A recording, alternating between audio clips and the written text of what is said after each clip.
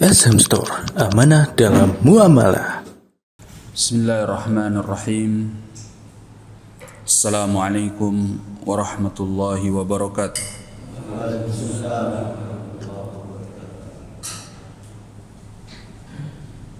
Alhamdulillah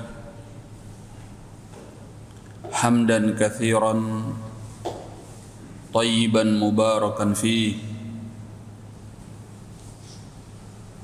wa mubarakan alaih kama yuhibbu rabbuna wa yarda. Ashhadu an la ilaha illallah wahdahu la sharika lah wa ashhadu anna muhammadan abduhu wa rasuluh sallallahu alaihi wa ala alihi wa ashabihi wa man ittaba'a hudahu ila yaumiddin, amma ba'd. Fayaqulu rabbuna tabaraka wa ta'ala: ya ayyuhalladzina amanu ittaqullaha haqqa tuqatih wa la tamutunna illa wa antum muslimun.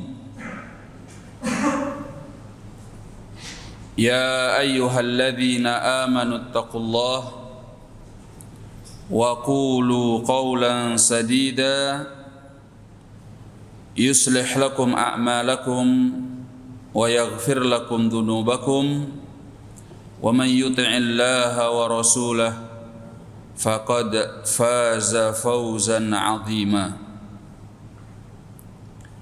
Amma ba'd, fa inna asdaqal hadithi kitabullah wa khairal hadi hadi Muhammadin sallallahu alaihi wasallam, syarral umuri muhdatsatuha, fa inna kulla muhdatsatin bid'ah wa kulla bid'atin dhalalah wa kulla dhalalatin finnar. Ikhwanil kiram rahimani wa rahimakumullah, yang sunnah di dalam majelis ilmu adalah mendekat kepada yang menyampaikannya. Itu sunnahnya. Tahu hadis Umar ibn al-Khattab di dalam Sahih Muslim, hadisnya panjang, tentang kedatangan malaikat Jibril alaihissalam. Suatu saat ada seorang laki-laki datang ke masjid Nabi. Nabi SAW bersama para sahabatnya sedang duduk. Dia datang dalam kondisi pakaiannya sangat putih, rambutnya sangat hitam. Kalau dikatakan dia orang asing dari luar Madinah, pakaiannya bersih sekali. Kalau dikatakan dia sebagai penduduk Madinah, kata Umar ibn al-Khattab, la ya'rifuhu minna ahad. Tidak ada seorang pun yang kenal dengannya di antara kami. Ternyata orang ini, begitu dia datang ke majelis Nabi SAW, apa yang dilakukannya? Dia mendekat kepada Nabi sampai dia sandarkan lututnya kepada lutut Nabi dan kedua tangannya diletakkan di atas kedua pahanya. Lalu dia bertanya, ya Muhammad, akhbirni anil Islam. Wahai Muhammad, beritakan kepadaku tentang Islam. Lalu dijawab oleh Nabi dengan rukun Islam. Al-Islam an tashhada an la ilaha illallah wa anna Muhammadan Rasulullah wa tuqimas shalah wa tu'tiyaz zakah wa tasuma Ramadan wa tahujjal bait in istata'ta ilaihi sabila. Lalu setelah dijawab, dia mengatakan, shadaqta, engkau benar.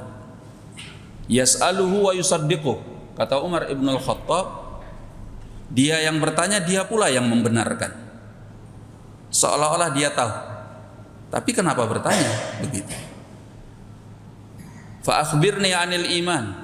Lalu dia bertanya tentang iman. Dijawab oleh Nabi sallallahu alaihi wasallam tentang rukun iman. Al-iman an tu'mina billah wa malaikatihi wa rusulihi wa kutubihi wa tu'mina bil qadari khairihi wa syarrihi. Disebutkan rukun iman yang 6. Ya. Ila akhiril hadis. Setelah selesai dia bertanya kepada Nabi sallallahu alaihi wasallam, lalu dia pergi. Maka Nabi alaihi salatu wassalam bertanya kepada para sahabatnya, tahukah kalian siapa tadi yang datang? Kata para sahabat radhiyallahu anhum, Allahu wa rasuluhu a'lam. Allah dan Rasulnya yang lebih tahu. Apa kata Nabi? Hadza Jibril atakum yu'allimukum dinakum. Ini adalah Jibril yang datang kepada kalian untuk mengajari tentang agama kalian. Dari hadis ini, di antara pelajaran yang disebutkan oleh para ulama, bahwa as-sunnah di dalam majelis ilmu adalah mendekat kepada yang menyampaikannya. Itu adab. Ya. Yang namanya kita ingin belajar harus dengan cara yang benar.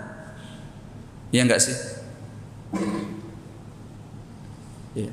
Supaya ilmunya berkah. Diamalkan sunnahnya. Jadi jangan jauh-jauh gitu loh maksudnya. Ya. Ayo mendekat aja, mendekat. Kita amalkan sunnah ini. Kecuali yang megang alat gitu ya. Kenapa? Atau yang sudah sepuh mendapatkan pengecualian ingin nyandar atau ingin santai, khawatir nggak kuat ya. Nah, baik. Akhwanil kiram rahimani wa rahimakumullah. Di dalam pelajaran kita yang akan kita ambil, kita akan melanjutkan mengenai surat Al-Mulk yang sudah kita pelajari sebelumnya. Di pertemuan sebelum ini kita sampai pada ayat yang kedua. Iya. Kita lanjutkan pada ayat berikutnya, ayat yang ketiga.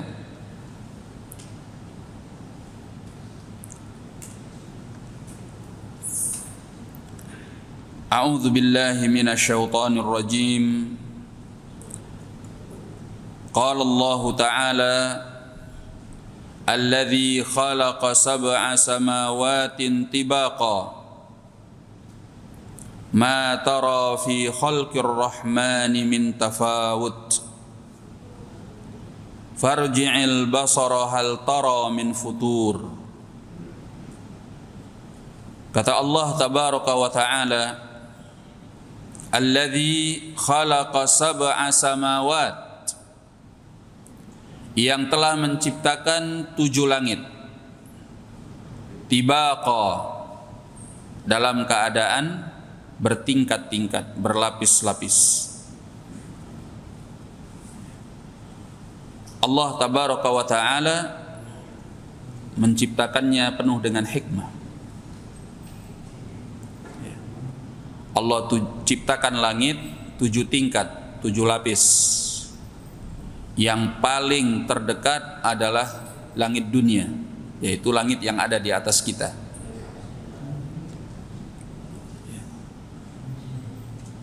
7 tingkat atau 7 lapis ini tidak terkoneksi antara satu dengan yang lain. Di antaranya ada ruang-ruang kosong, ruang hampa.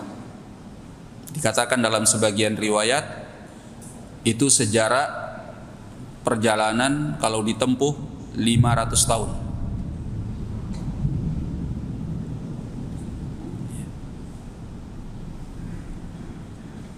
Dan ini dikuatkan juga dengan hadis tentang Mi'rajnya Nabi kita Muhammad sallallahu alaihi wasallam, di mana disebutkan annahu yu'raju bihi sallallahu alaihi wasallam min sama'in ila sama' hatta yantahiya ila sama'is sabi'ah, bahwa dimi'rajkan dengan beliau sallallahu alaihi wasallam dari langit yang satu kepada langit yang berikutnya sampai kepada langit yang ketujuh.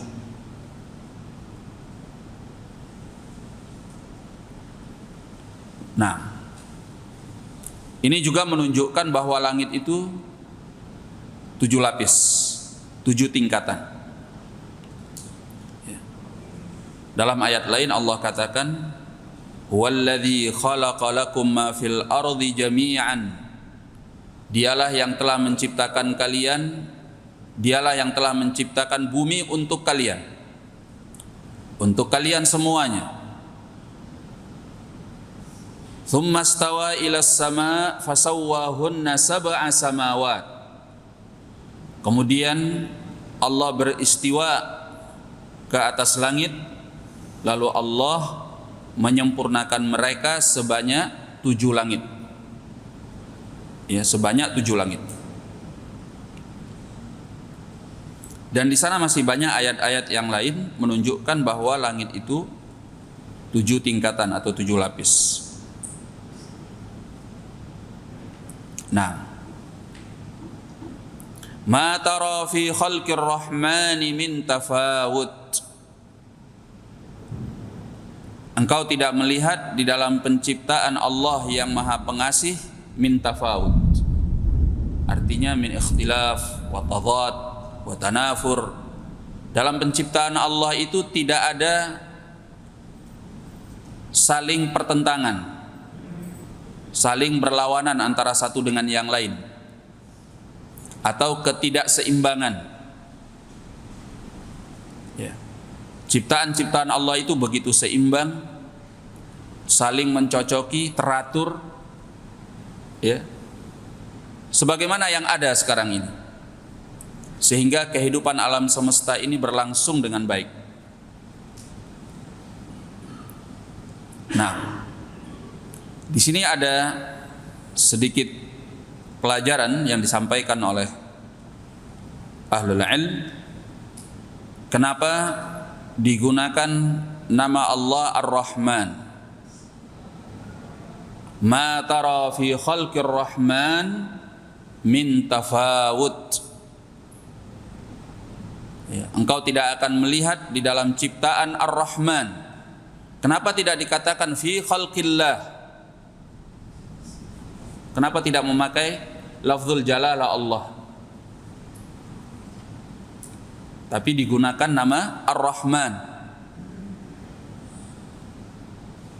Ada yang tahu jawabannya?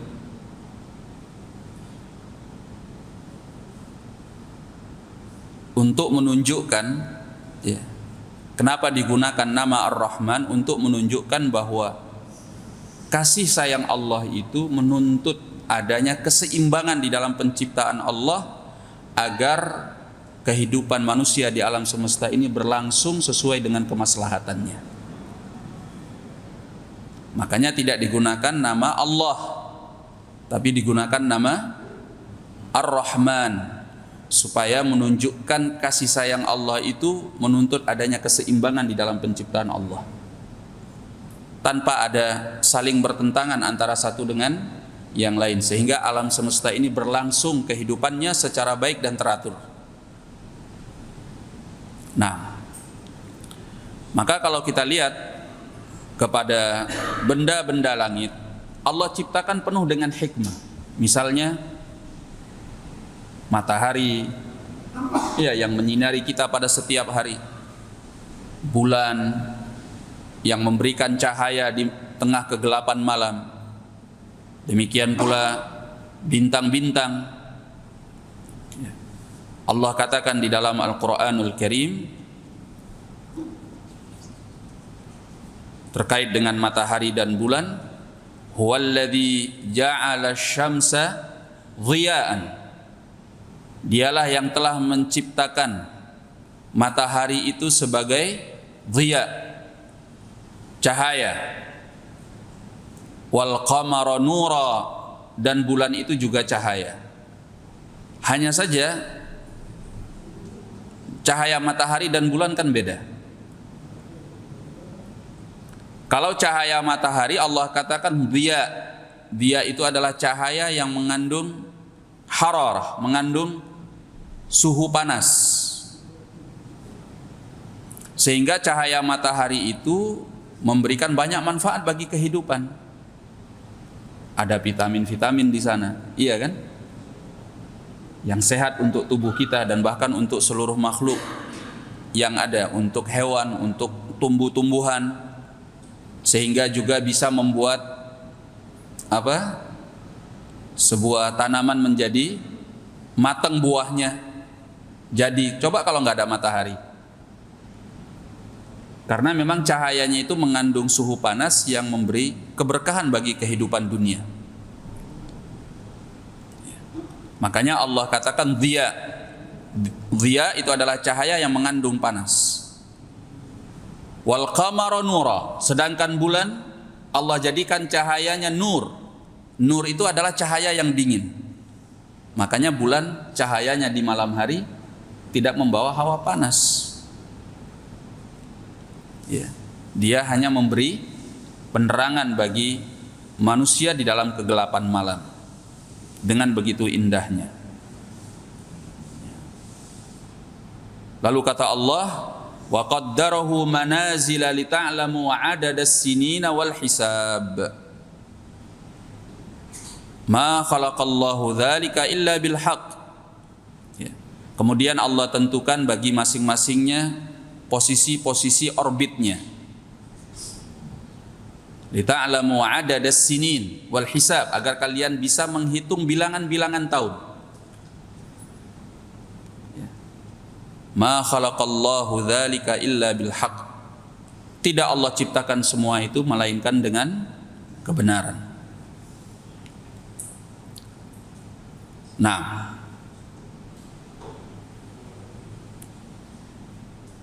demikian pula bintang-bintang. Apa kata Allah di dalam Al-Quran?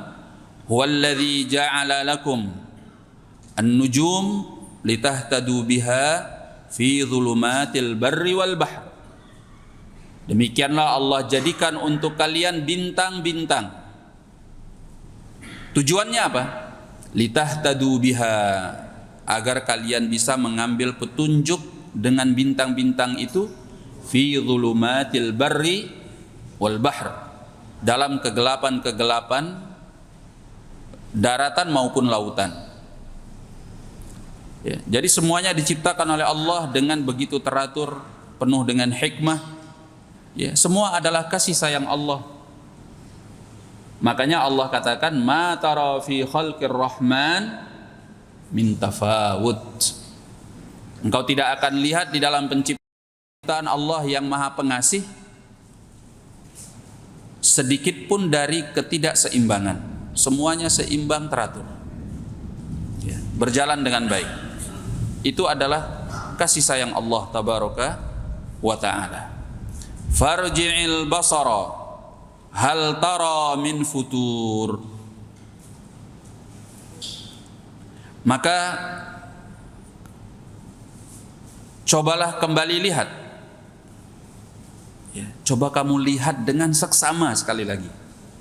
Hal tara min futur. Apakah engkau lihat ada cacat di dalam penciptaan Allah itu?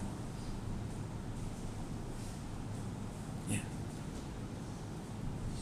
Supaya kita semakin yakin begitu sempurnanya penciptaan Allah tabaraka wa ta'ala terhadap langit dan benda-benda yang ada di atas langit. Ya. Kalian tidak akan menemukan cacat, celah sedikit pun. Ya. Ini adalah ayat-ayat Allah al-kauniyah.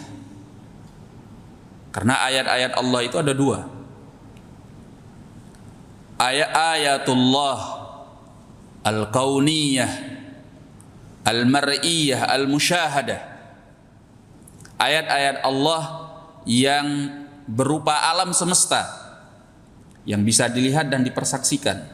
Itu juga menjadi hujjah bagi manusia akan kekuasaan Allah yang mewajibkan kita untuk hanya beribadah kepada Allah Subhanahu wa ta'ala. Karena nggak ada yang menciptakan alam semesta dengan sedemikian indah ini kecuali hanya Allah saja. Kenapa kita mengibadahi yang selainnya? Itu kan nggak make sense. Nggak cocok itu, nggak ada korelasinya. Makanya kita selalu diperintahkan untuk memperhatikan ciptaannya supaya keimanan kita ini semakin kuat, semakin yakin sama Allah. Karena Dia yang menciptakan semua ini. Perhatikan ciptaannya. Ya. Bahkan sedikit pun kalian tidak akan melihat cacat di dalam ciptaannya itu. Ya. Farji'il basara hal tara min futur. Silahkan lihat kembali, kata Allah. Apakah engkau akan lihat adanya cacat?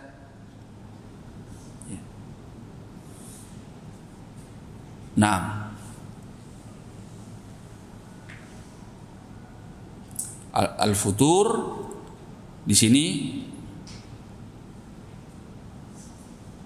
maknanya adalah asyak was-sada', adanya sesuatu yang sompel gitu ya, apa tuh? Pecah, terbelah. Coba lihat di langit tuh ada nggak yang sompel gitu, yang pecah, terbelah? Nggak ada.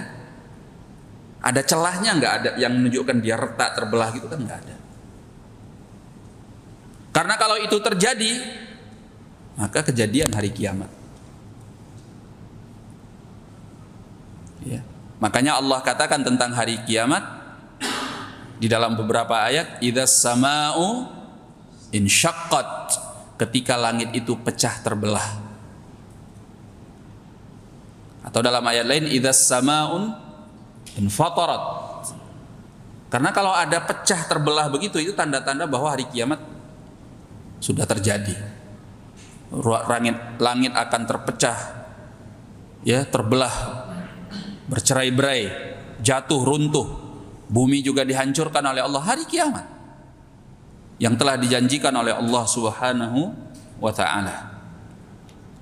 Makanya kata Allah, selama kehidupan ini masih berlangsung, engkau tidak akan melihat adanya sesuatu yang terbelah, pecah dari langit tersebut. Hal tara min futur.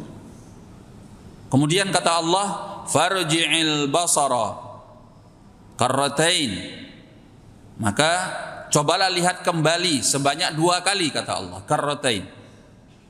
Yang qalib ilaikal basar, akan kembali pandangan itu kepadamu, khasian, dalam keadaan tidak mampu menemukan cacatnya. Cacatnya langit yang diciptakan oleh Allah. Wa huwa hasir, dalam keadaan pandanganmu itu akan capek. Nah, jadi kalau kita kadang melihat sekali itu kan nggak kelihatan, iya nggak sih? Makanya Allah tekankan, lihat berulang-ulang kali, perhatikan langit itu. Cobalah engkau cari kekurangannya, celahnya. Ya. Keburukan ciptaan Allah di dalamnya ada enggak? Makanya kata Allah, tsummarji'il basara karratain. Coba kembali lihat karratain sebanyak 2 kali. Ya, karratain di sini artinya marratain. Bukan yang dimaksud, yang diinginkan dengan pernyataan ini bahwa kita melihat 2 kali. Bilangan di sini tidak ada mafhumnya, tidak ada konsekuensi pembatasan. Biasa di dalam bahasa Arab, kalau disebutkan 2 kali seperti ini, maksudnya berulang-ulang, bukan hanya 2 kali. Ya, nah, sehingga Kalau engkau melakukannya secara berulang-ulang, sebagaimana yang disebutkan oleh Imam Ibnu Katsir di dalam tafsirnya, maka engkau akan semakin yakin akan kesempurnaan ciptaan Allah Tabaraka wa Ta'ala, khususnya terhadap langit yang ada di atas sana. Nah, padahal langit itu makhluk kecil atau makhluk besar? Hah? Besar. Ya, besar, luas. Tapi tidak akan kita temukan cacat di dalam penciptaan Allah terhadap langit. Silahkan lihat berulang-ulang kali. Lihat lagi, lihat lagi, lihat lagi, supaya kita semakin yakin. Itu hebatnya penciptaan Allah Tabaraka wa Ta'ala. Kalau ciptaan manusia semakin dilihat, apa yang terjadi? Semakin kita temukan cacatnya. Iya. Ibaratnya seperti orang yang sedang jatuh cinta kepada seorang wanita atau kepada seorang pria. Awal jatuh cinta semuanya indah. Wah, cakep banget ini. Luar biasa. Alhamdulillah ya Allah, ana dapat pasangan yang Masya Allah gitu ya. Ya, semakin lama dilihat, kok makin jelek ya gitu. Ada aja cacatnya yang ketemu kalau semakin dilihat gitu. Itu kalau makhluk. Ya. Atau ciptaan manusia seperti misalnya apa ya? Mobil lah katakannya. Mobil itu kalau semakin kita lihat ada aja cacatnya, ada aja kurangnya. Sehingga kita pingin nambahin ini, nambahin ini. Makanya laris tempat variasi mobil itu. Ya. Nah, itu ciptaan manusia. Tapi ciptaan Allah khususnya terhadap langit, kita tidak akan temukan cacatnya sedikit pun. Nah, makanya kata Allah, yang qalib ilaikal basar khasian wa huwa hasir. Ya.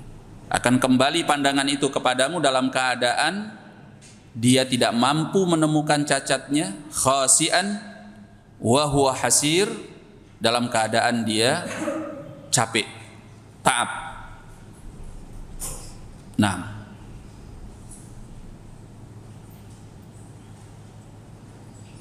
kata Imam Al-Qurtubi rahimahullah, maksudnya urdud tarafat wa qallibil basar fis sama marratain. Kata Imam Al-Qurtubi, coba bolak-balik pandanganmu ke atas langit sana. Marratain ay marrah ba'da ukhra. Berulang-ulang kali. Yarji' ilaikal basar khashi'an saghiran mutaba'idan an ayyara syai'an min dzalika la'ib wal khalal. Niscaya pandanganmu itu akan kembali dalam keadaan tertunduk, lemah, dan jauh untuk bisa melihat sesuatu dari keaiban dan celah. Ya. Karena memang diciptakan oleh Allah Tabaraka wa Ta'ala dalam keadaan sempurna. Nah,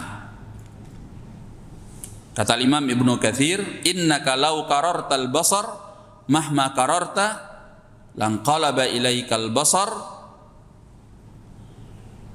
khasian.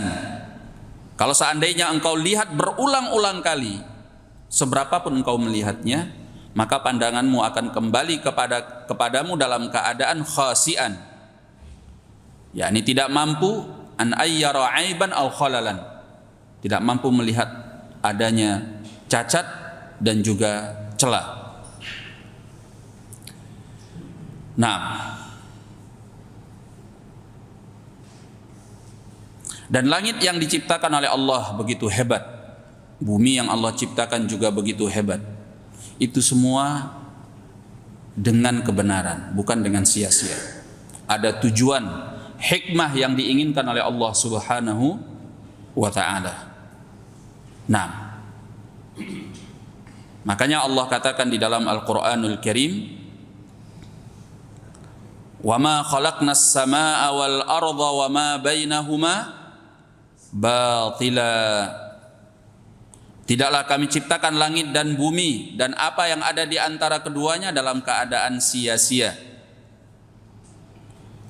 Dalam ayat lain Allah katakan, ma khalaqnas samaa'a wal arda wa ma bainahuma illa bil haqq.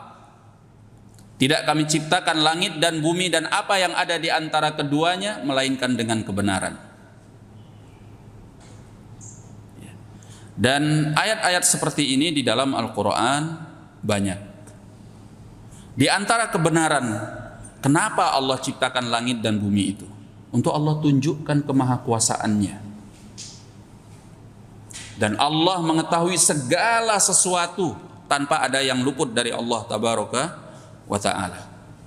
Allahul ladzi khalaqa sab'a samawatin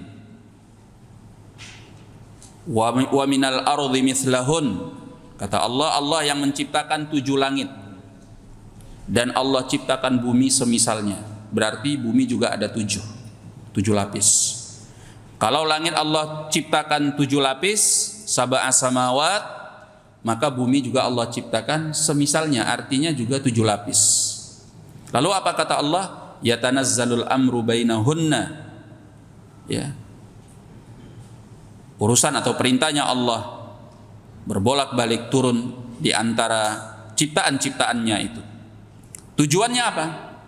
Lita'lamu annallaha ala kulli syai'in qadir.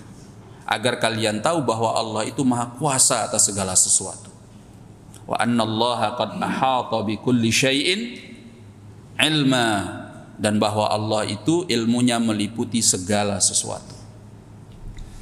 Kalau Allah sudah tunjukkan kemahakuasaannya yang begitu dahsyat dan luar biasa, apa maksud dari semua itu? Maksud dari semua itu, ini diantara kebenaran kenapa Allah ciptakan langit dan bumi, agar manusia itu mau mengibadahi Allah. Itulah tujuan yang sesungguhnya. Ya. Sehingga Allah mengatakan di dalam Al-Qur'anul Karim, wa huwal ladzi khalaqas samawati wal arda, dialah yang menciptakan langit-langit dan bumi, fi sittati ayyam, selama 6 hari, wa kana arsyuhu 'alal ma', dan arsy-Nya Allah itu di atas air, liyabluwakum ayyukum ahsanu amala, agar Allah uji kalian siapa di antara kalian yang terbaik amalannya. Bukan yang terbanyak, karena banyak belum tentu baik. Kalau baik bisa banyak enggak? Bisa, kalau memang disyariatkan. Ya, makanya Allah katakan agar Allah uji kalian siapa yang paling terbaik amalannya. Dan ini sudah kita jelaskan di dalam pertemuan yang lalu mengenai amalan yang baik itu yang seperti apa. Apa syaratnya? Syaratnya ada 2. Pertama ikhlas, yang kedua mengikuti sunnah Rasulullah sallallahu alaihi wasallam. Ini syarat diterimanya amal di sisi Allah. Adapun syarat sahnya amal, jadi sebelum kita berbicara bahwa amalan itu diterima di sisi Allah, terlebih dahulu kita berbicara sah nggak amalan itu. Syarat sahnya amal adalah Islam. Makanya amalan orang-orang kafir sebaik apapun tidak pernah akan diterima oleh Allah Subhanahu wa ta'ala. Wa qadimna ila ma amilu min amalin faja'alnahu haba'an manthura.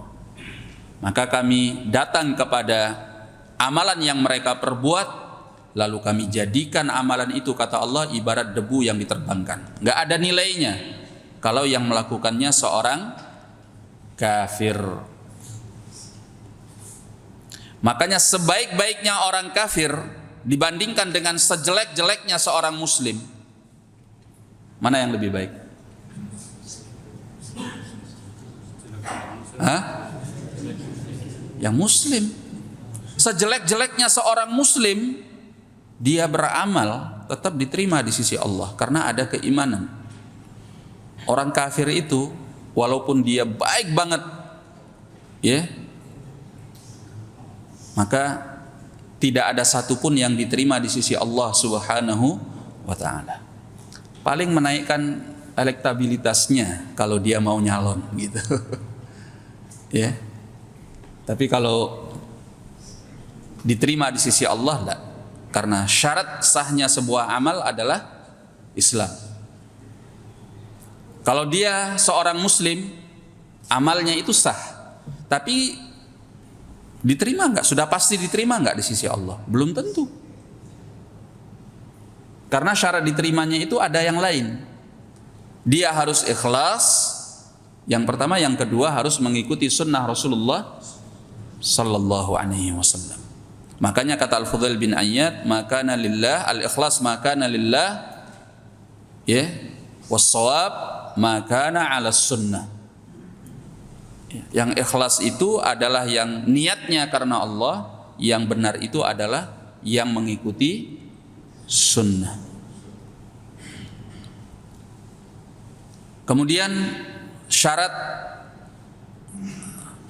sempurnanya amal. Ya, ada dua syarat berikutnya.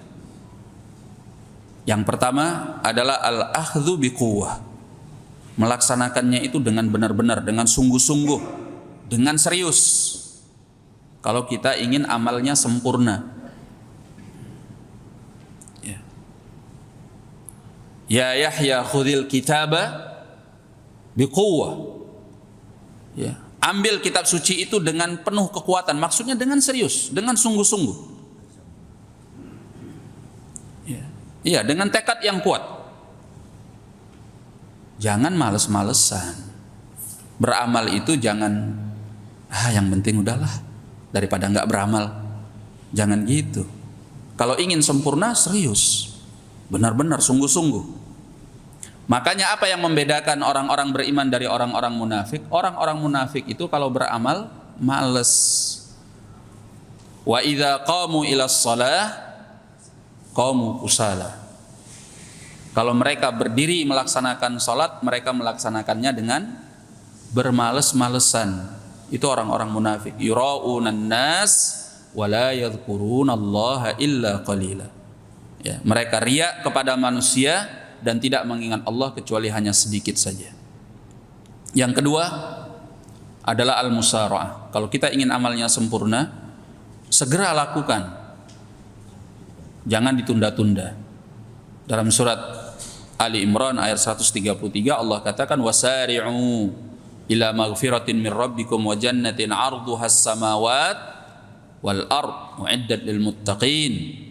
Bergegaslah kalian kepada keampunan dari Rabb kalian dan surga yang luasnya seluas langit dan bumi dipersiapkan bagi orang-orang yang bertakwa. Ya. Karena menunda-nunda amal itu bisa bahkan membuat kita luput daripada amalan tersebut. Biasanya kita kalau sudah bilang, nantilah gampang, ujung-ujungnya nggak jadi. Ya, makanya bergegas dan bersegera. Itu dari kesempurnaan amal. Taib, kita kembali kepada tujuan penciptaan langit dan bumi. Tadi Allah katakan bahwa Allah ciptakan keduanya dan apa yang ada di antara keduanya dengan kebenaran. Ya, maksudnya dengan kebenaran itu apa? Agar Allah tunjukkan kemahakuasaan Allah, ya, untuk tujuan pokok agar manusia mau beribadah kepada Allah dengan sebaik-baiknya amal. Ini juga kita lihat di dalam surat Al-Baqarah ayat ke-21, perintah pertama di dalam Al-Quran, di dalam mushaf. Allah mengatakan, ya ayyuhan nasu ubudu rabbakumul ladzi khalaqakum wal ladzina min qablikum la'allakum tattaqun. Ini perintah pertama di dalam Al-Quran, perintah mengibadahi Allah. Allah katakan, ya ayuhan nas, wahai sekalian manusia, ubudu rabbakum. Allah katakan rabbakum. Allah tidak katakan ubudullah. Beribadahlah kalian kepada Rabb kalian, karena Rabb itu maknanya adalah yang maha mencipta, yang maha memiliki, dan yang maha mengatur segala kehidupan di alam semesta, itu Rabb. Sengaja memang menggunakan kata Rabb untuk mengingatkan kita bahwa yang menciptakan alam semesta ini, yang memilikinya, yang menguasainya, yang mengatur seluruh kehidupan yang ada di dalamnya adalah Allah. Ibadahi Dia yang telah menciptakan kalian, yang memiliki kalian dan mengatur segala kehidupan kalian, maka beribadahlah kalian kepadanya. Dan juga yang menciptakan orang-orang sebelum kalian, mudah-mudahan kalian bertakwa. Maka Allah ingatkan di ayat berikutnya tentang Allah menciptakan langit dan bumi. Alladzi, apa kata Allah? Alladzi ja'ala lakumul arda firasyan. Dialah yang telah menjadikan bumi bagi kalian sebagai hamparannya. Was-samaa binaan. Allah jadikan pula langit itu sebagai bangunannya. Wa anzala minas samai ma'an, dan Allah turunkan dari langit itu air. Fa akhraja bihi minats tsamarati rizqan lakum. Lalu Allah keluarkan dengan air tersebut bebuahan yang menjadi rezeki untuk kalian. Lalu apa peringatan Allah di akhir ayat? Fala taj'alu lillahi andadan wa antum ta'lamun. Allah ingatkan kita, jangan pernah kalian menjadikan tandingan-tandingan bagi Allah. Jangan pernah berbuat syirik. Ya. Inilah sungguhnya rahasia kenapa Allah ciptakan langit dan bumi. Agar kita mentauhidkan Allah, menghamba kepada Allah. Inilah tujuannya. Makanya Allah katakan, tidak kami ciptakan langit dan bumi melainkan dengan kebenaran. Apa kebenarannya? Agar manusia beribadah kepada Allah Subhanahu wa ta'ala. Nah, di sini ada hal yang sangat penting untuk kita perhatikan. Ini adalah mindset, pemikiran yang sangat berpengaruh di dalam kehidupan seorang mukmin atau seorang kafir. Dan ini Allah kisahkan di dalam Al-Quran. Ya. Bahwa seorang mukmin itu di dalam kehidupannya, ya, dengan peringatan-peringatan yang sudah Allah katakan tadi di dalam Al-Quran, dia tahu bahwa langit dan bumi serta kehidupan yang ada di dalamnya ini diciptakan oleh Allah bukan sia-sia. Sia-sia di sini ada dua maknanya. Pertama, tanpa tujuan. Pasti ada tujuannya. Apa tadi tujuannya? Sudah Allah katakan agar kita beribadah kepada Allah yang menciptakannya. Ya. Makna yang kedua, Allah tidak menciptakannya sia-sia, artinya bukan untuk kita bermain-main, bersenang-senang, bersendagurau di dalam kehidupan dunia ini kemudian melupakan Allah. Bukan itu. Makanya Allah tidak ciptakan sia-sia, tujuannya agar kalian beribadah kepada Allah, bukan untuk bersenang-senang dengan kehidupan dunia. Nah, orang beriman tahu yang seperti ini. Makanya mereka ketika mindset, cara berfikirnya dibentuk oleh Allah bahwa tujuan hidup ini untuk ibadah, mereka serius ibadah. Itu yang membuat mereka kemudian beda dari orang-orang kafir. Apapun situasinya mereka ibadah kepada Allah. Bahkan dalam perang pun mereka ibadah. Iya kan? Sehingga ada salatul khauf. Apapun kondisinya, mereka tidak pernah meninggalkan ibadah kepada Allah. Karena memang cara berfikirnya sudah dibentuk oleh Al-Quran bahwa kita hidup ini untuk ibadah. Iya. Sedangkan orang-orang kafir tidak begitu cara berfikirnya. Mindsetnya itu beda. Mereka menganggap bahwa Allah menciptakan langit dan bumi ini sia-sia. Dalam arti bahwa hanya untuk bersenang-senang, bermain-main, ya, memuaskan syahwat. Itulah cara berfikirnya orang-orang kafir. Makanya segala sesuatu tentang kehidupan ini mereka kaitkan dengan kesenangan, dengan syahwat, dengan hawa nafsu. Ya. cara berpikirnya materialistis, kapitalis, ingin memperkaya diri walaupun orang lain susah, nggak peduli, yang penting dia bisa senang. Begitulah masing-masing dari mereka. Karena memang begitulah cara berpikir yang terbentuk pada mereka, dan ini Allah sebutkan di dalam Al-Quran. Ya. Di dalam surat Sad ayat yang ke-27 kata Allah, "Wa ma khalaqnas samaa'a wal arda wa ma bainahuma batila."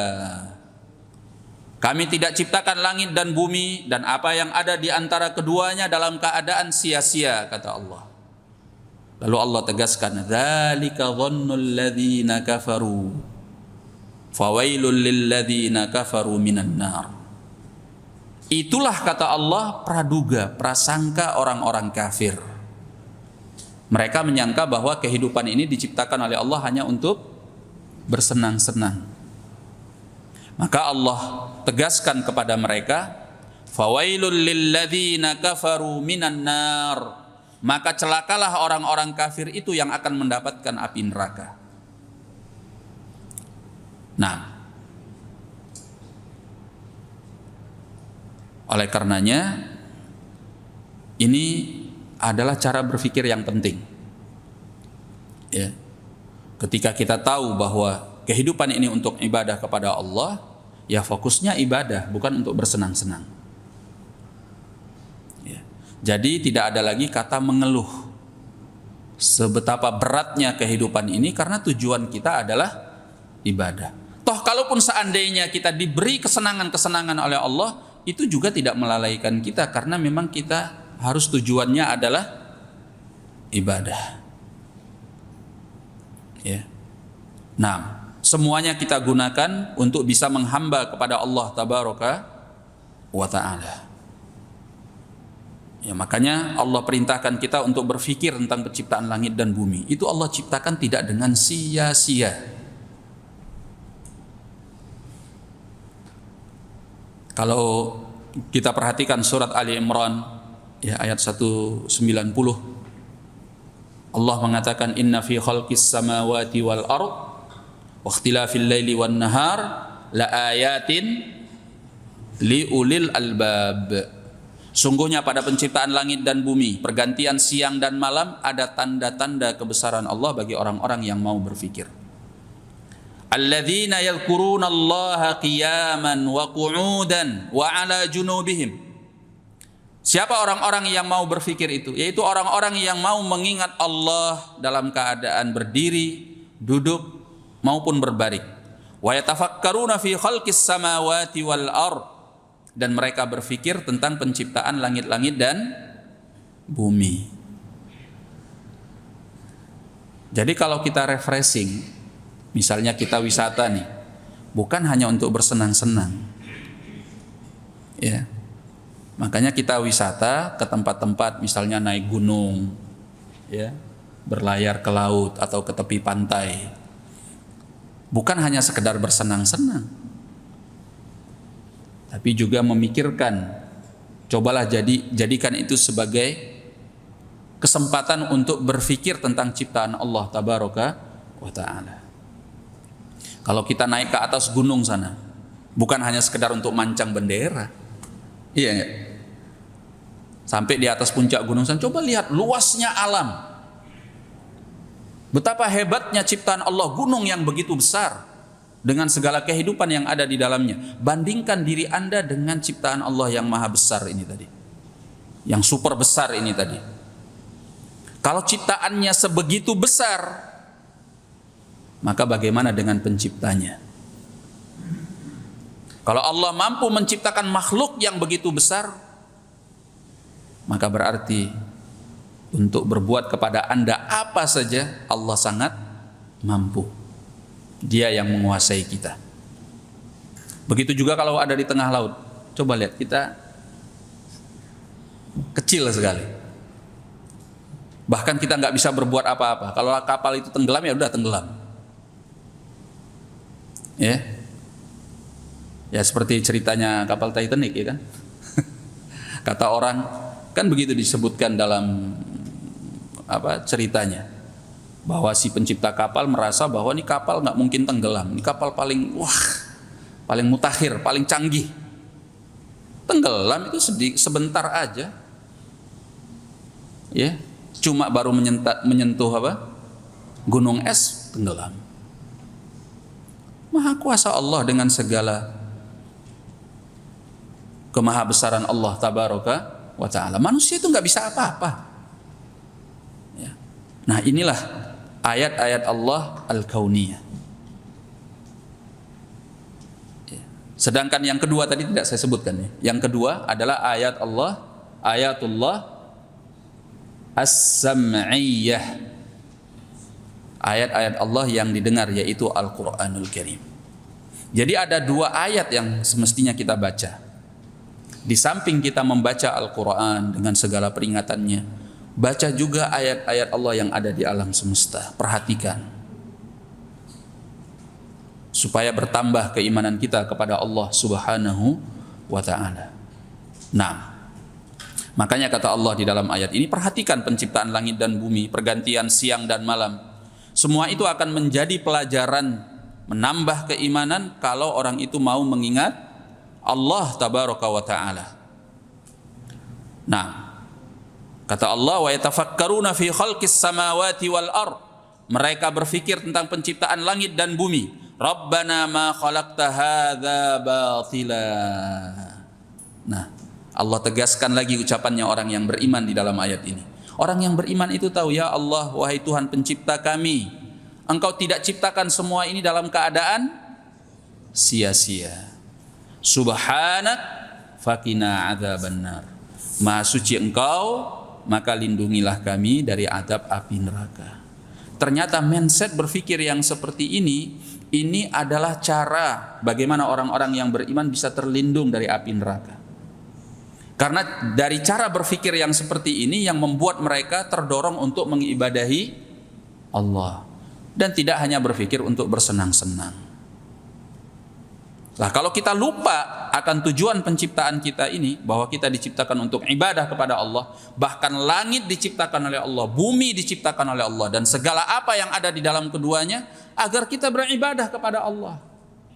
Nah, kalau kita lupa ini, ya akhirnya seperti kebanyakan orang, ya, kalau sudah cara berpikirnya itu seperti orang-orang kafir yang hanya mengingat dunia ini sebagai tempat untuk bersenang-senang atau hanya sebagai rutinitas kehidupan, ya udah, bangun jam 7,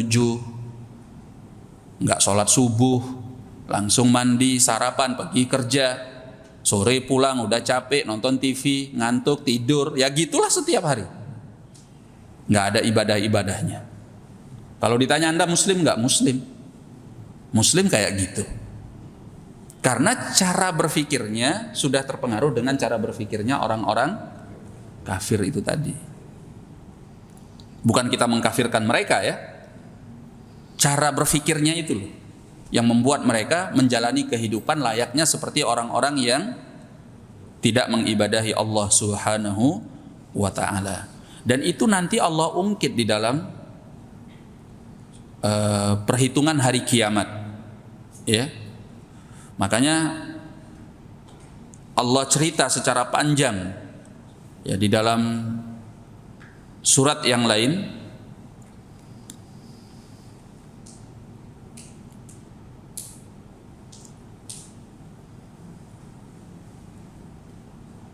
Nah,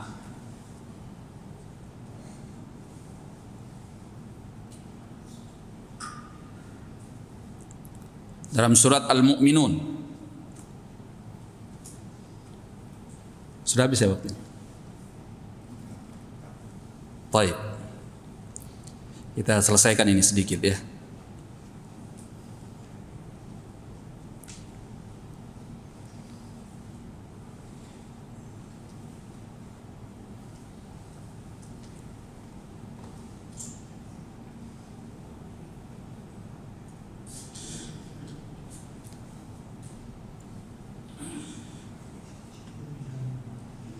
Nah, Allah katakan pada ayat yang ke 101, Fa idza nufikha fis sur fala ansaba bainahum yawma idzin wala yatasaalun.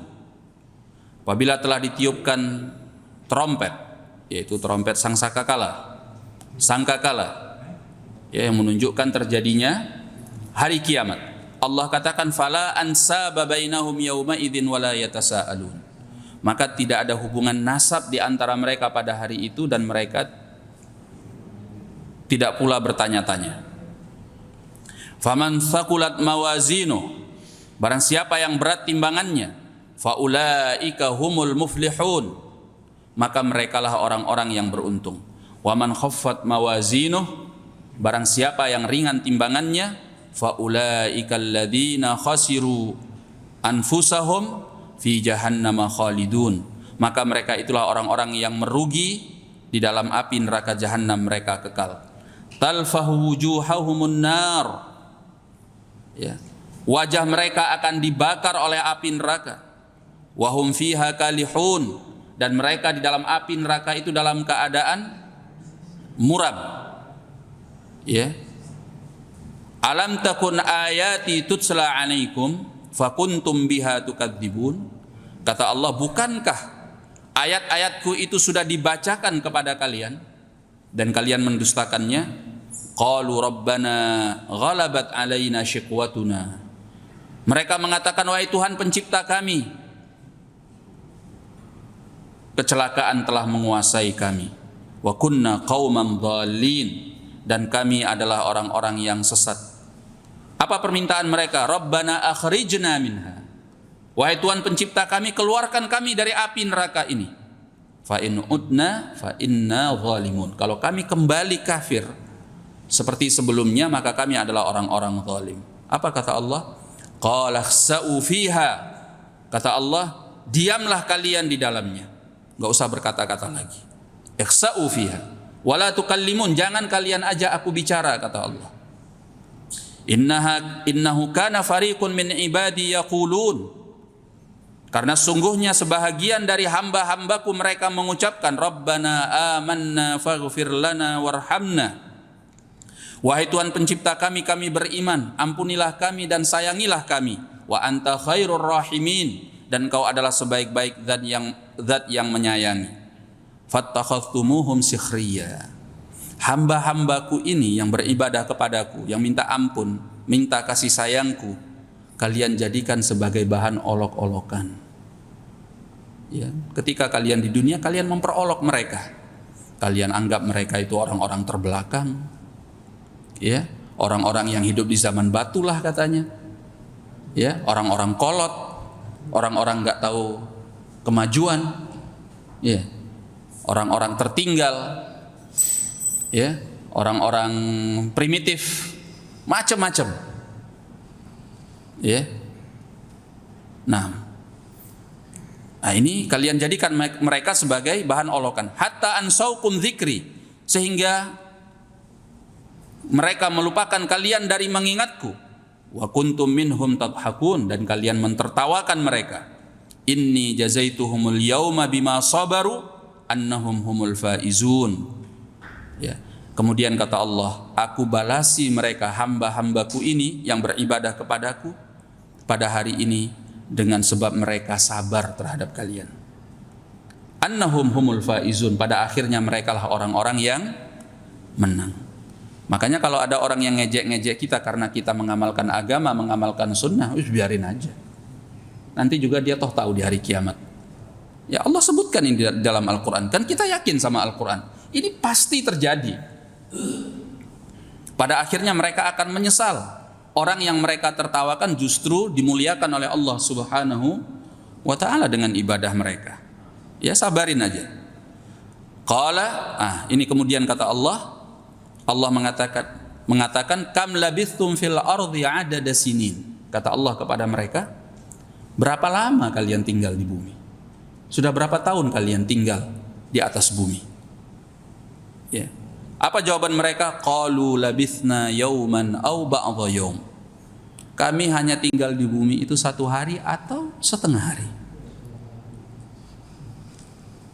Ya. Ternyata kehidupan dunia ini sebentar sekali. Kalau kita sudah sampai di hari kiamat, bahkan kita menganggap bahwa sekian lama kita tinggal di dunia ini hanya ibaratnya 1 hari atau setengah hari. Ingat nggak kisah Ashabul Kahfi?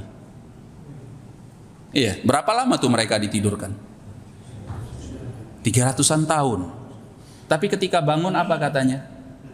Mereka baru tertidur sehari atau setengah hari. 300 tahun loh itu. Lah umur kita cuma 60 tahun, 70 tahun. Nggak kerasa. Orang saat di hari kiamat itu 1 harinya ada yang ibaratnya seperti 50.000 tahun. Fi yaumin kana miqdaruhu khamsina alfasana. Pada suatu hari yang kata Allah nilainya, ukurannya itu seperti 50.000 tahun. Ya makanya wajar kalau kehidupan kita di dunia ini dianggap seperti sebentar, sesaat saja. Maka ketika Allah tanyakan kepada mereka nanti, berapa lama kalian tinggal di muka bumi itu? Iya. Ya. Nah, orang-orang yang ingkar kepada Allah ini dengan kesombongannya, mereka katakan, kami baru tinggal sehari atau setengah hari. Fas'alil 'adin, kata mereka, silahkan tanya malaikat-malaikat yang menghitung semua perbuatan kami. Ya Allah Maha tahu. Ya, bukan Allah tidak mengetahui, Allah Maha tahu. Cuma Allah ingin menguji mereka. Maka Allah katakan, qala in labithtum illa qalila. Kalian tidak tinggal di muka bumi ini kecuali hanya sebentar saja. Lau annakum kuntum ta'lamun, kalau seandainya kalian mengetahui. Nah, baru di akhir ayat nih Allah ungkit di hari kiamat. Allah ingatkan mereka kembali. Apa kata Allah? Afa hasibtum, apakah kalian mengira annama khalaqnakum abatha, kami ciptakan kalian itu sia-sia tanpa tujuan, hanya untuk bersenang-senang? Allah ungkit kembali di hari kiamat. Ya, wa annakum ilaina la turja'un, bahwa kalian tidak akan dipulangkan kepada kami. Jadi ini ada korelasinya. Ya. Cara berpikir orang-orang yang beriman ini menyelamatkan mereka dari api neraka Allah di hari kiamat kelak. Sementara cara berpikirnya orang-orang kafir itu justru yang menjerongkokkan mereka di dalam api neraka Allah. Ya, saya kira itu saja pengajian kita pada kesempatan pagi hari ini. Berarti kita berhenti pada ayat yang keberapa? Ayat yang keempat ya. Nah, wallahu a'lam bissawab.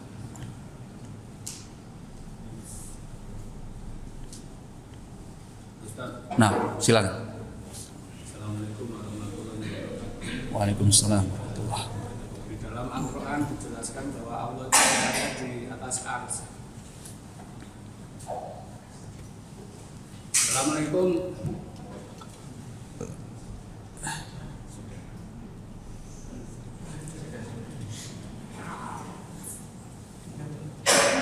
Assalamualaikum warahmatullahi wabarakatuh. Assalamualaikum. Dijelaskan dalam Al-Quran bahwa Allah itu tempatnya di atas ars. Tapi para ulama menjelaskan bahwa orang muslim yang meninggal, yang masuk surga nanti, di surga itu diperlihatkan wajah Allah yang sesungguhnya. Bagaimana penjelasannya? Mau dijelaskan Ustaz. Wassalamualaikum warahmatullahi wabarakatuh. Assalamualaikum warahmatullahi wabarakatuh. Ya, mengenai hakikatnya kita tentu tidak tahu. Kan ini perkara gaib. Ya kan? Kalau yang namanya perkara gaib tidak diberitakan kepada kita bagaimana tata caranya, bentuknya, hakikatnya, ya wallahu a'lam. Kita enggak tahu. Itu pertama. Yang kedua, Allah tabaraka wa taala itu tidak sama dengan makhluknya. Ya, jadi jangan pernah kita membayangkan kalau Allah berbicara tentang zatnya, tentang sifatnya, tentang perbuatannya, jangan pernah kita mengkiaskannya dengan apa yang ada pada kita. Makanya apa yang ada pada zat Allah itu kita imani saja. Kalau Allah memberitakan tentang zatnya, tentang sifatnya, tentang perbuatannya, imani saja. Itu kan perkara gaib. Hakikatnya wallahu a'lam. Yang penting Allah mengatakan seperti itu dalam Al-Quran atau diceritakan oleh Nabi SAW di dalam hadis. Jangan kita otak-atik dengan akal pikiran kita yang tidak akan mampu mencernanya, karena memang Allah tidak beritakan. Ya udah, diimani saja. Gitu.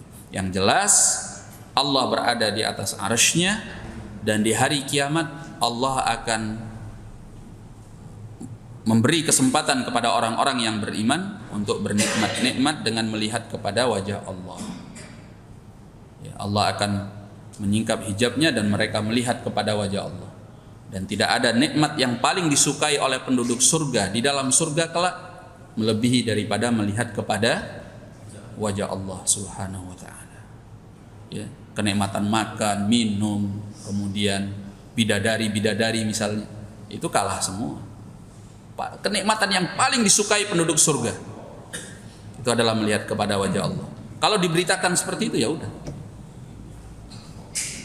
Sama juga dengan perihal lain, misalnya Allah berada di atas arsy, dan kata Nabi SAW sebagaimana dalam riwayat Al-Bukhari dari hadis Abi Hurairah, Allah turun di sepertiga malam terakhir pada setiap malamnya ke langit dunia. Allah mengatakan, siapa yang berdoa kepadaku, aku kabulkan permintaannya. Siapa yang mohon ampun, aku ampuni dia. Jangan kita fikirkan, jangan kita olah dengan logika kita. Loh, gimana sih? Kalau katanya Allah di atas arsy, lah ini katanya Allah turun ke langit dunia, berarti arsy-nya kosong dong. Ini dong, itu dong. Anda ini, ya, akalnya itu terbatas. Kemampuan kita terbatas. Logika kita tidak akan mampu mencernanya, karena memang Allah pun tidak memberitakan hakikatnya itu seperti apa. Yang jelas Allah katakan di dalam Al-Quran, laisa kamitslihi syai' wa huwa Sami'ul Basir, tidak ada sesuatu yang serupa dengannya, dan dia maha mendengar lagi maha melihat. Yang jelas kalau Allah katakan Allah beristiwa tinggi di atas arsy, dan Allah, kata Nabi SAW, turun ke langit dunia di setiap malam, di sepertiga malam terakhir, ya, untuk mengabulkan doa orang yang meminta dan memohon ampun kepada Allah. Ya udah, percaya aja seperti itu. Apakah Allah artinya arsy-Nya kosong? Siapa yang bilang arsy-Nya kosong? Kan itu kamu yang menyimpulkan. Ya. Allah katakan Allah istiwa kok di atas arsy. Kok bisa? Ya jangan bilang kok bisa. Apa yang mustahil bagi Allah? Jangan samakan dengan makhluk. Begitu. Jadi kita imani saja, hakikatnya kita tidak tahu.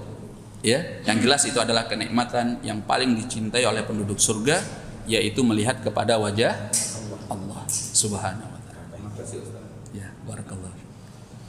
Silakan kalau ada yang. Ya.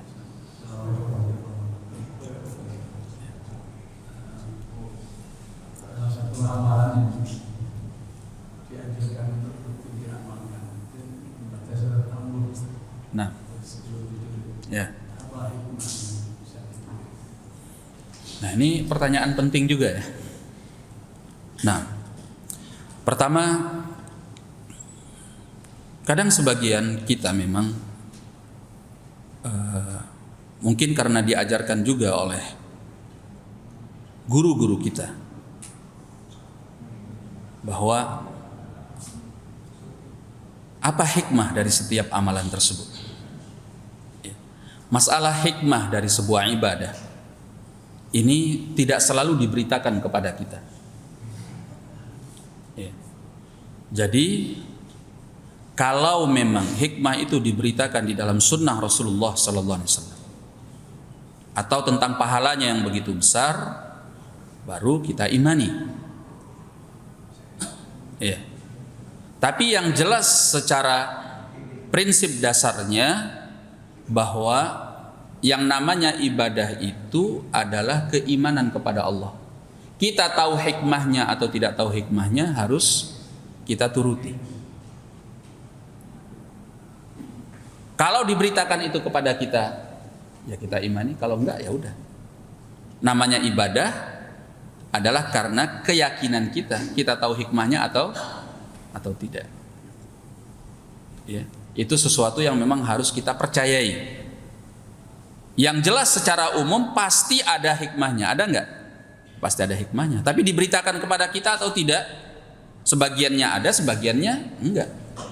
Nah, ibadah-ibadah yang enggak ini ya semakin kita melaksanakannya dengan penuh keyakinan, semakin besar pahalanya. Kenapa?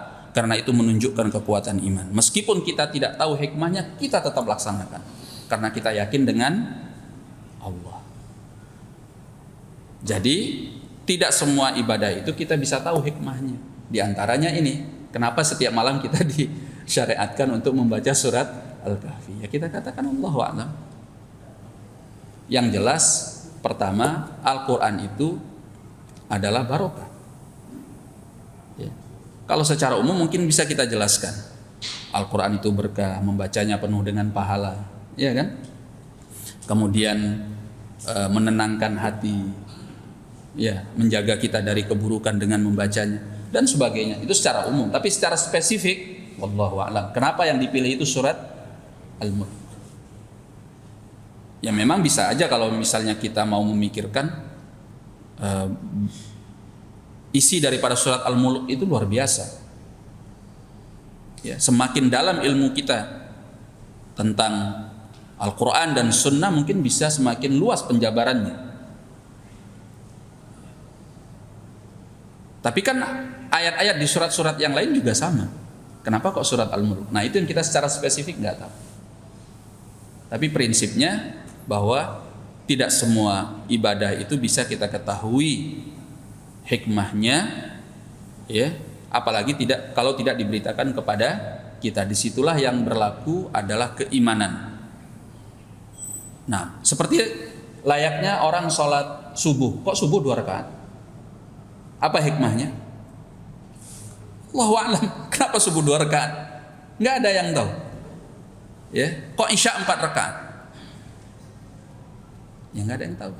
Ya begitulah Allah syariatkan. Kita yakini saja. Itu bukti keimanan kita. Kita nurut sama Allah meskipun kita nggak tahu nih kenapa. Itulah ibadah. Karena kita menghamba kepada Allah. Di sana kita tidak pakai logika. Ya, kalau kata orang cinta itu tanpa logika. Nah, ini ibadah itu banyak ibadah-ibadah mahdhah itu tanpa logika. Begitu disyariatkan ya udah. Iya kan? Walaupun kita tidak tahu hikmahnya. Ya kalau kita paksakan mungkin saja secara logika kita bisa mengetahui.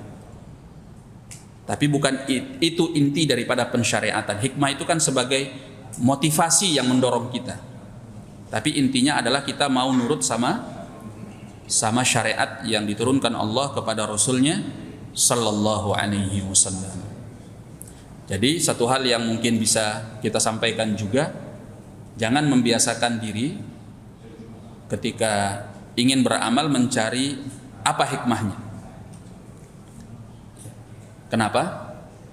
Karena nanti kalau kita nggak ketemu, akhirnya kita nggak males gitu, nggak tahu apa hikmahnya.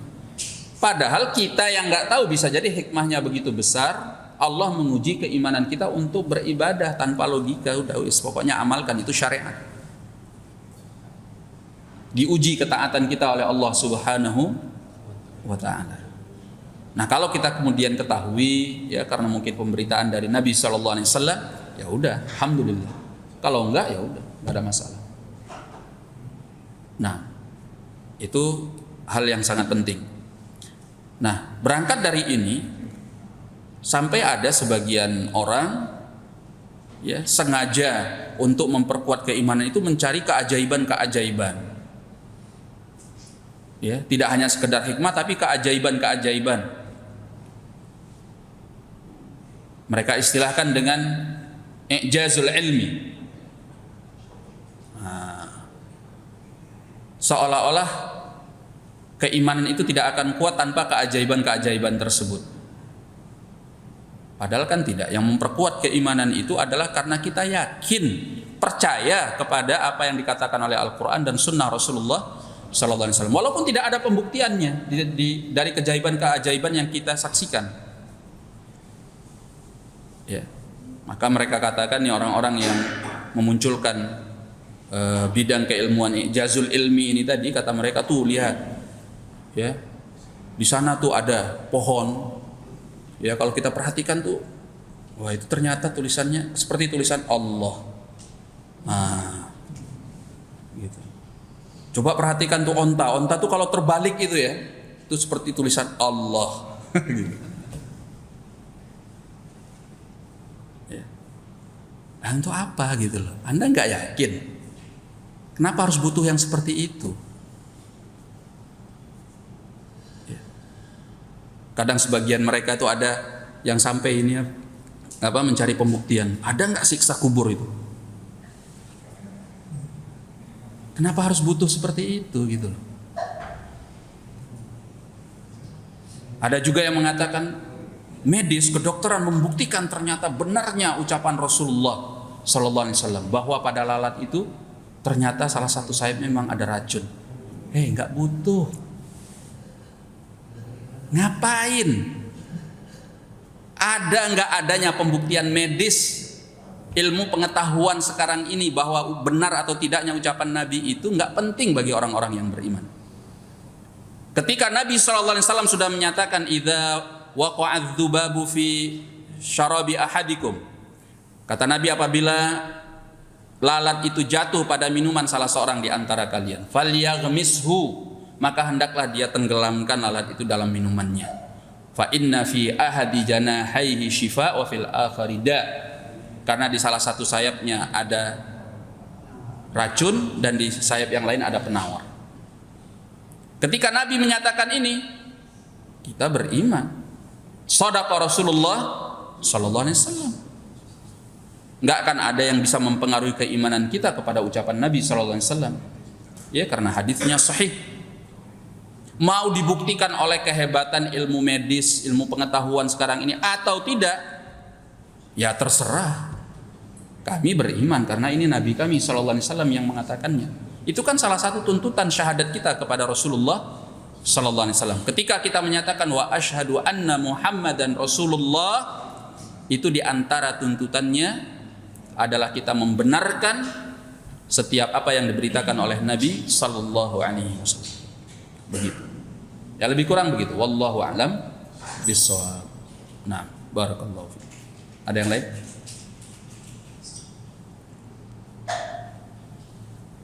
Ya.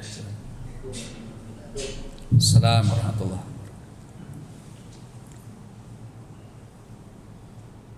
Saya mau tidur di batal. Saya kalau berbatal baca Quran. Habis itu batal saat itu mau untuk takut kalau tidak bisa tidur. Bagaimana solusinya? Kalau mau tidur, kalau mau tidur nanti kalau sudah baca, kalau mau wudu takut. Apa bisa diganti dengan tayang? oh nggak boleh Pak. Karena tayamum itu digunakan dalam keadaan darurat tidak ada air. Tapi kalau masalahnya kalau wudhu nanti nggak bisa tidur, itu kayaknya periksa aja ke pihak kesehatan. Mungkin perlu cek ke dokter. Apa sih? Mungkin ada gangguan gitu. Jangan tayamum. itu nggak benar. Karena tayamum itu apabila memang sama sekali tidak ada air atau ada air kita nggak bisa menggunakannya, karena kalau kita gunakan bisa mencelakai kita. Seperti orang yang luka parah misalnya, maka boleh dia tayamum. Tapi kalau nggak bisa tidur aja ya konsultasi ke dokter. Kalau ditanya saya solusinya apa, ya mungkin kalau secara syariatnya kita berdoa kepada Allah, ya. Hal yang semestinya kita lakukan adalah meminta kepada Allah agar disembuhkan dari hal tersebut. Itu kan gangguan ya namanya, nggak bisa tidur ya.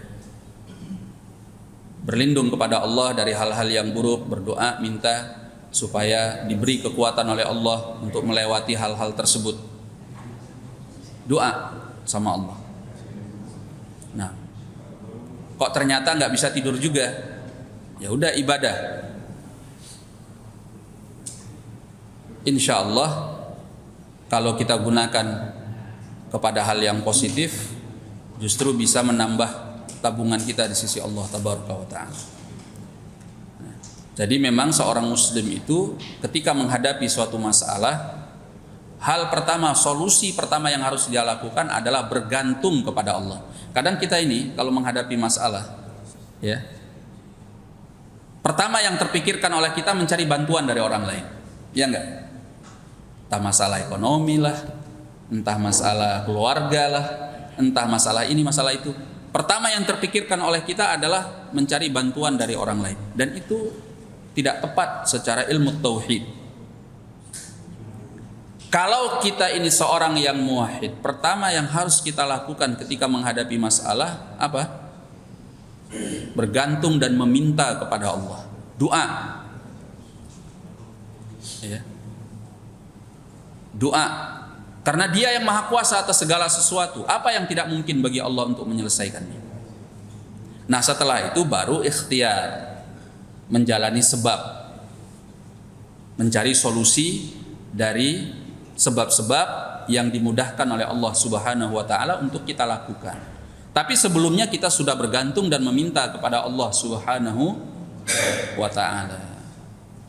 Nah, itu cara yang tepat untuk menghadapi setiap masalah, mau besar mau kecil.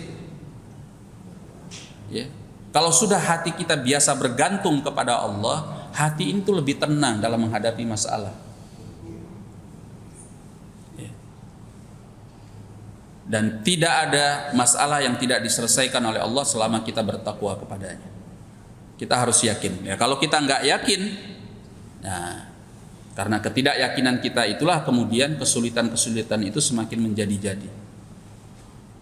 Padahal solusinya adalah bergantung kepada Allah, itu yang paling pokok. Kemudian menjalani sebabnya ya dengan pertolongan dari Allah Subhanahu wa Ta'ala. Begitu, wallahu a'lam. Nah, coba doa, banyak doa minta sama Allah. Kalau memang ada kemampuan untuk bertanya kepada pihak medis, bertanyalah. Begitu, wallahu a'lam. Barakallahu fiik. Ada yang lain? Ibu-ibu barangkali nggak ada pertanyaan? Ibu-ibu bisa pakai mic yang di bawah.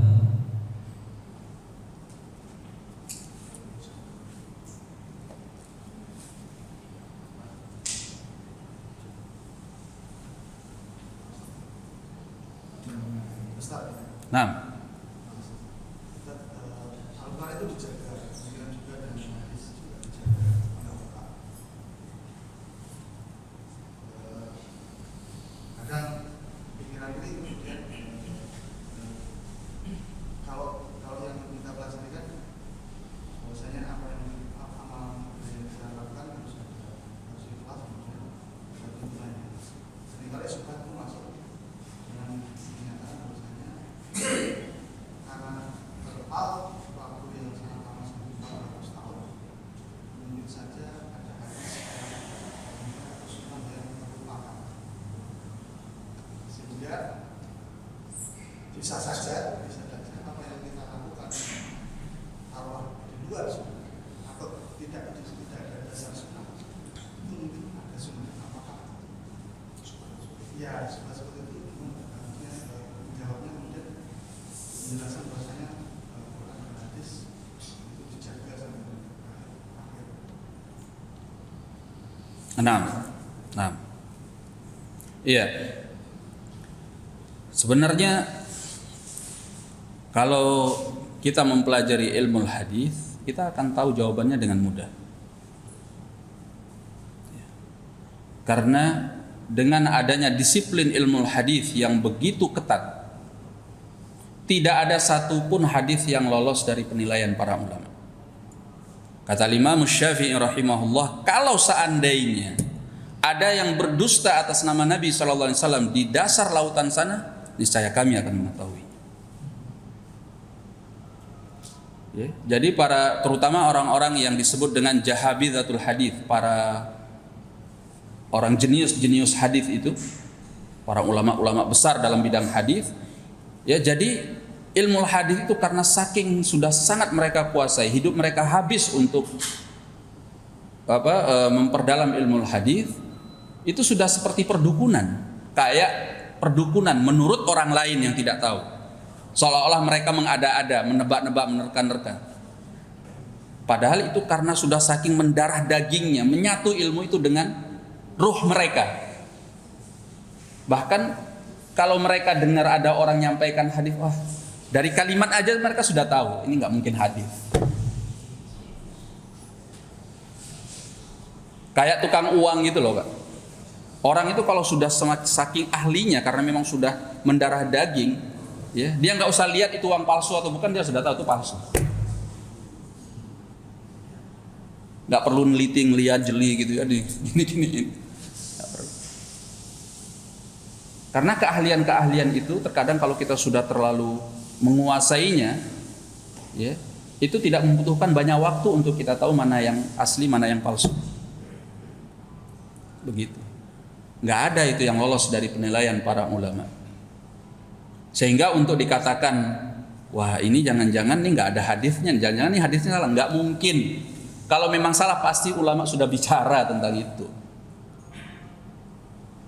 Ya. Makanya orang-orang yang meragukan tentang hadis-hadis Rasulullah SAW karena mereka nggak pernah belajar ilmu hadis. Ya. Bahkan sebagian hufadzul hadis itu bisa lebih hafal tentang hadis seorang rawi daripada rawinya. Rawinya aja lupa gitu. Jadi seorang rawi, ya, menyampaikan sebuah hadis semacam Ibnu Ma'in, Al-Imam Ahmad gitu tahu, atau ulama-ulama para penghafal hadis yang lainnya. Begitu dia dengar, oh ini bukan hadisnya kamu. Enggak, terjadi perdebatan. Ini hadis saya, enggak, hadis kamu bukan seperti itu. Lafadznya enggak kayak gitu. Itu dari riwayat fulan, bukan dari riwayat kamu. Debat. Nah, biasanya para ulama ahli hadis itu mereka punya usul. Usul itu adalah kitab-kitab mereka mencatat hadis ketika mereka mendengarkannya dari syekhnya dulu yang meriwayatkan. Dan catatan ini enggak sembarangan. Catatan ini biasanya betul-betul sudah mereka koreksi, mereka cocokkan dengan syekhnya atau dengan orang-orang yang memang kuat hafalannya. Nah, kalau catatannya itu benar, maka ketika dia lupa dia kembali. Oleh karenanya ketika mereka berdebat dalam hal tadi, mereka kembali kepada usul, kepada catatannya tadi. Dilihat, oh iya, ternyata kamu yang benar, itu bukan hadis saya. Hadis saya ternyata lafadznya seperti ini. Gitu. Ya. Nah, biasanya kekeliruan-kekeliruan itu datang bagi yang kurang kuat hafalannya, terus catatannya juga dicatat. Kadang mereka punya pencatat gitu ya, pencatatnya ini nggak amanah, atau pencatatnya ini juga memasukkan riwayat lain gitu, terjadi kesalahan. Tapi para penghafal hadis yang terkenal, yang sabat, yang hafalannya itu memang diakui, itu nggak akan salah. Kalaupun ada salah 1-2, tapi akan ada yang membenarkan. Ya. Ingat tentang kisahnya Al-Imam Al-Bukhari, pernah dengar? Bagaimana Al-Imam Al-Bukhari dites dalam satu majelis 100 hadis, dibolak-balik sanad dan hadisnya dan isi hadisnya. Ya, jadi satu sanad itu adalah silsilah riwayat hadis, kemudian ada isi hadisnya apa gitu ya. Misalnya Imam Al-Bukhari berkata dari Syekh fulan, dari fulan, dari Rasulullah sallallahu alaihi wasallam. Itu namanya sanad. Isi hadisnya adalah ucapan Nabi sallallahu alaihi wasallam. Nah, itu ada 100 hadis dibolak-balik. Sanad yang satu dikasih ke sanad ke hadis, matan hadis, isi hadis yang lain. Sebanyak 100 hadis dibolak-balik. Ditanyakan kepada Imam Al-Bukhari. Dibalikkan masing-masing hadis, matannya, isi hadisnya sesuai dengan sanadnya. Itu orang-orang dulu. Kalau kita sekarang udah nggak kepikir sudah, karena rusaknya hafalan kita, ya jeleknya hafalan kita. Baru sekarang disampaikan kita keluar dari pintu itu sudah lupa. Ini jangan-jangan sekarang udah lupa nih kajian kita tadi, karena jeleknya hafalan kita. Orang-orang dulu enggak. Al-Imam Ad-Daruqutni di majelis itu dia tidur. Ini yang tidur-tidur tadi di majelis itu mungkin niru Al-Imam Ad-Daruqutni. Tapi bedanya Al-Imam Ad-Daruqutni ya sama gurunya ketika dia bangun dicoba. Apa tadi yang saya sampaikan di dalam majelis? Semua disebutkan hadisnya dari awal sampai akhir tanpa ada salah. Nah, itu bedanya dengan Al-Imam Ad-Daruqutni. Ya, kalau kita dari awal sampai akhir nggak ada yang nyangkut. Nah, jadi orang-orang yang mengatakan seperti itu karena nggak pernah belajar ilmu al-hadis. Ya, karena nggak pernah belajar ilmu al-hadis. Jadi bahkan sebagian ulama itu mempunyai kekhususan, keistimewaan dalam bidang hadis. Ada yang keistimewaannya mereka tahu cacat-cacat hadis yang jarang diketahui oleh ulama-ulama lain. Kadang kelihatan bahwa sanad hadis itu kayaknya nggak ada lemahnya ini. Rawinya semua terpercaya, kemudian hafalannya bagus. Tapi ada memang sebagian ulama itu keahliannya dia ngerti banget di mana letaknya cacat hadis. Walaupun kelihatan sanadnya itu sahih, benar dari Rasulullah SAW, ternyata di sana itu ada kesalahan bahwa ada sebagian rawi itu walaupun dia orang terpercaya ternyata dia tidak dengar dari syekhnya karena keterpautan waktu dan zaman misalnya, atau karena memang mereka tidak bertemu. Jadi ada cacat-cacat yang tersembunyi, dan itu keahlian guru kami Syekhuna Al-Imam Al-Muhaddits Muqbil bin Hadi Al-Wadi'i rahimahullah. Beliau ada bahkan menulis buku khusus Al-Ahadithul Mu'allah, hadis-hadis yang cacat yang ada di dalam kitab-kitab hadis. Yang cacatnya itu, kalau cacatnya biasa setiap orang yang belajar hadis tahu, ya itu wajar. Ini cacat-cacat yang memang tersembunyi, nggak semua orang, kecuali orang yang mendalami betul-betul ilmu hadis. Dan itu beliau nukilkan tentunya dari ulama-ulama terdahulu. Ya, bukan dari beliau saja, tapi memang ada rujukannya. Taib. Dan ulama-ulama terdahulu itu, ya kalau kita bicara tentang bagaimana sejarah ilmu hadis, mereka itu bukan seperti sekarang. Kalau ulama-ulama sekarang itu belajarnya dari kitab-kitab, dari guru mereka pun dari kitab-kitab. Kalau orang-orang dulu itu dari memang periwayatnya dari mulut ke mulut, datang ke negeri-negeri. Untuk satu hadis mereka harus berjalan sebulan menemui periwayatnya, berjalan lagi sampai ketemu. Habis waktunya untuk itu. Ya. Kaya pun dia habis uangnya untuk mencari hadis. Nah, itu kehebatan ulama-ulama masa lampau. Mereka tidak dari kitab, tapi langsung menemui periwayatnya. Jadi orang yang mengatakan itu dia tidak belajar ilmu al-hadis. Semacam Ahmadiyah, Ingkarus Sunnah. Kemudian kemarin juga ada Al-Qiyadah Al-Islamiyah itu di Jogja. Ya, orang-orang seperti ini karena dia nggak belajar ilmu hadis. Kalau dia tahu sedikit saja tentang ilmu hadis, nggak ada ilmu yang lebih disiplin, yang lebih teliti di dunia ini melainkan ilmu hadis. Nah, barakallahu fiik. Begitu. Dan ketika Allah menyatakan inna nahnu nazzalna dzikra wa inna lahu lahafizun, ya adzikr itu bukan hanya Al-Qur'an, tapi juga sunnah Rasulullah sallallahu alaihi wasallam. Karena apa yang disampaikan oleh Nabi itu adalah wahyu. Wa ma yantiqu 'anil hawa in huwa illa wahyu yuha. Semuanya adalah wahyu. Baik. Saya kira cukup. Kita tutup dulu sampai di sini. Wallahu a'lam bissawab. Billahi taufiq. Assalamualaikum warahmatullahi wabarakatuh.